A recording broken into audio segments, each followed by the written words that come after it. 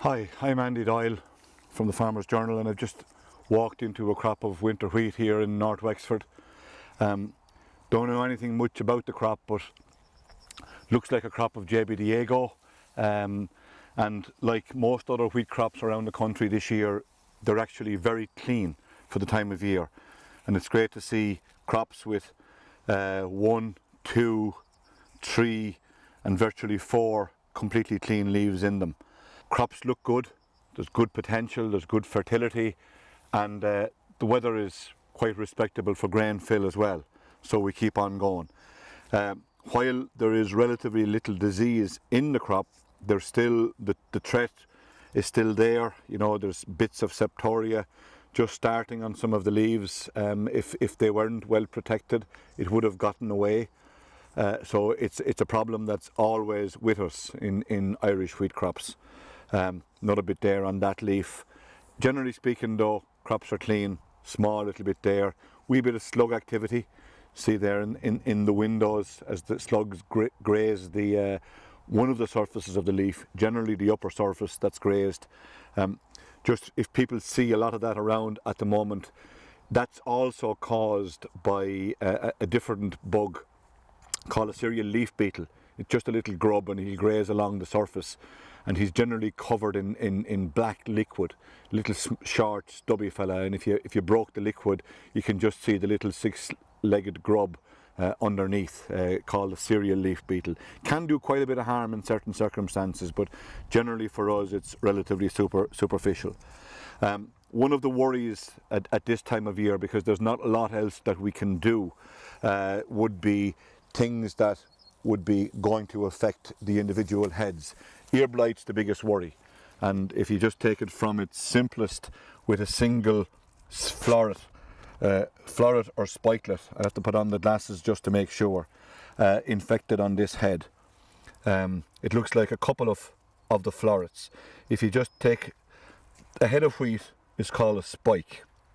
Any one of the individual elements on the wheat, you can on a wheat head, which you can just see the one sticking out there, is called a spikelet. In other words, a small spike. And then you turn that sideways again, you can see on a spikelet that it can have a number of individual grains which start from a number of individual flowers. And on this one, we just pull back that. So there's one grain, a second grain, there's a small little third grain in there, and there's a fourth grain, and that's it. So there's 4 grains in that particular spikelet, and there was one which I can see at the outside. It probably won't oblige by opening up. One that never flowered, or hasn't flowered yet, and we can see maybe it has flowered, but only very recently. You can see the embryo there at the top. If it is filling, and I'm not sure whether it is or it isn't, it may be, but there's 4 or 5 grains per spikelet. And in good years, it would be very common to have 5 grains per spikelet, and that's where wheat can continue to compensate from in years when things don't all go according to plan. But late in the season then, this is always the major worry, where you get some of the grains, or frequently the whole spikelet, would be killed right at its butt by a disease complex called ear blight. You'll always find it going brown just at the rachis. The rachis is the little piece of the stem there that all of the grains are attached to, and you can see these are starting to change colour, which probably means that those particular ones are already infected with the Fusarium ear blight complex. And while it's probably impossible to see on the camera like that, that brown colour right at the butt, which is the same brown that would have been on the butt of the grains or the butt of the florets themselves. Basically the whole thing is blocked up, and because it's blocked, nutrients can't flow anymore, and these are effectively dying and dead. So there's no more grain fill on these. These will be poor grains at the end of the day, because the grain fill is now finished on them. You know, you can see the colour has changed. It's no longer green, it's gone goldy colour. But that will be just a shriveled grain when the time comes. And even to my eye, I can see a certain pink coloration right up at the brush end, the top end or the hairy end of the grain, and that's kind of further telling me that that's what's happening. So that's what happens in an individual case, then the bigger problem and the bigger worry happens when you start finding this in the field. And in this case, the rachis has actually been killed right the way through at the point here on it. So you can see from a certain point up, that central stem is now gone quite green. And if I turn it towards the camera, you can begin to see that pink coloration on one of the spikelets. And that again is one of the things that we would use to fairly clearly define what actually has happened is. Different things, of course, could kill the head at this time of the year, but generally speaking, that's the biggest risk. And you can see when I turn it that way, we can see that pink coloration just there at the base of the spikelet.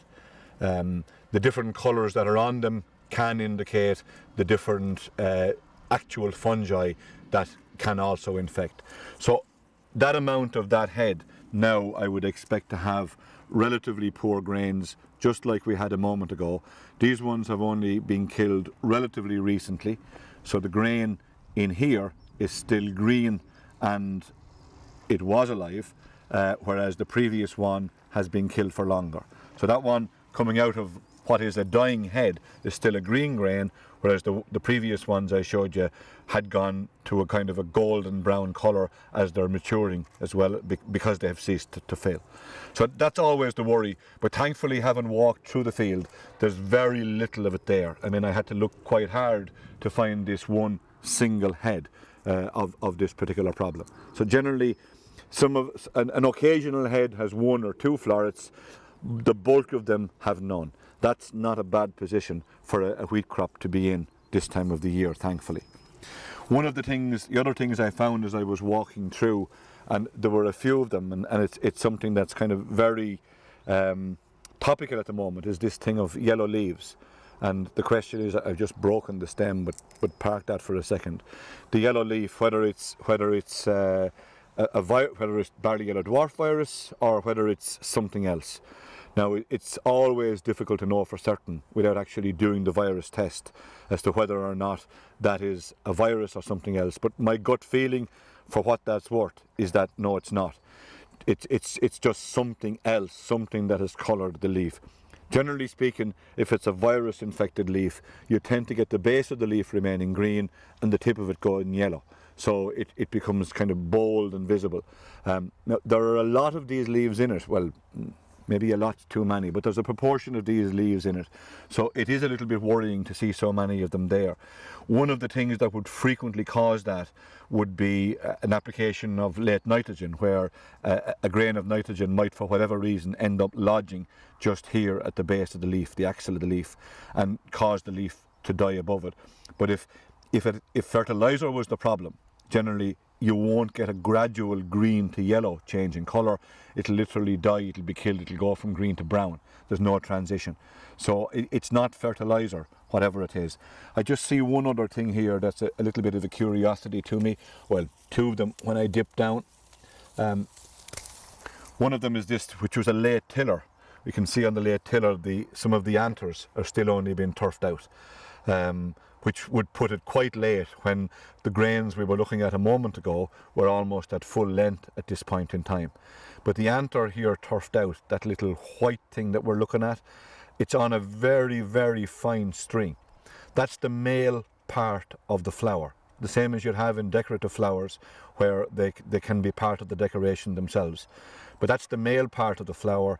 It's on a little string which is called a filament, and when it comes to the time for flowering, the filament elongates. Then for a very short period of time the looms open on the floret and the anthers are turfed out, or not, as the case might be. Just as I opened that particular one there, one of the anthers is still inside in it, and that's always a worry, because when you get a source of very rich pollen in a grain, frequently it can give rise to the start of a disease that wouldn't normally occur had that not been one of the factors that enabled it to start. So anyway, a late tiller, but you know, it's going to be productive. At least I hope it'll be productive. Looking at the leaves on this one, if I was to pick a symptom, that kind of half green, half yellow would be much more indicative of a kind of a barley yellow dwarf symptom, where the plant is still growing, it's after losing a big chunk of its photosynthetic area, and other leaves on the plant are showing the same thing, because virus generally will manifest itself through the whole plant, not just one leaf. So if there's the top leaf, there's the second leaf, you know, they both have green at the base and they're dying above it. They will of course all die eventually. We can't stop that from happening.